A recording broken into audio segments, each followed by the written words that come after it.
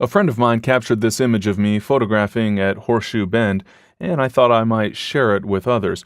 Of course, I'm not going to send it to my mom because it might make her worry.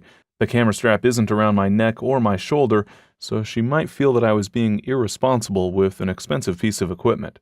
But I do want to send it to a couple other photographer friends. I've already taken the time to go through my output workflow, processing my master image, resizing this image and sharpening it, applying all the adjustments that I would typically apply in my output workflow. But now I'm ready to apply the final preparations and save this image so that I can send it to others or upload it to a website, for example. In this case, I've resized the image to 600 pixels on the long side, so it's a relatively small image. Because I'm sharing this image digitally, it's a good idea to convert it to the sRGB color space.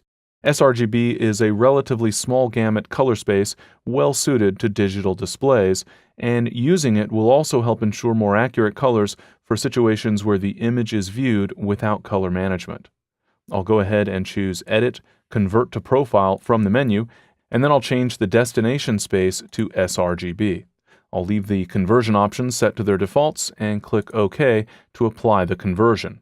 All we're doing is changing the values in the image and how they're interpreted, so it's sort of a behind-the-scenes thing that you don't have to worry about too much. Now I'm ready to save the image, so I'll choose File, Save As from the menu. This will give me an opportunity to specify where I'd like to save the image, I'll save it to the desktop in this case, and what file name I want to use.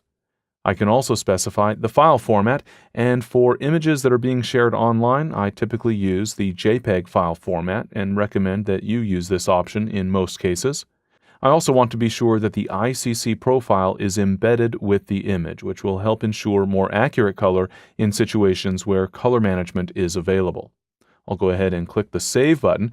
That will bring up the JPEG Options dialog, where I can, most importantly, focus on the quality of the image. A JPEG image is always compressed. That helps reduce file size, but reducing it too much can reduce quality in the image.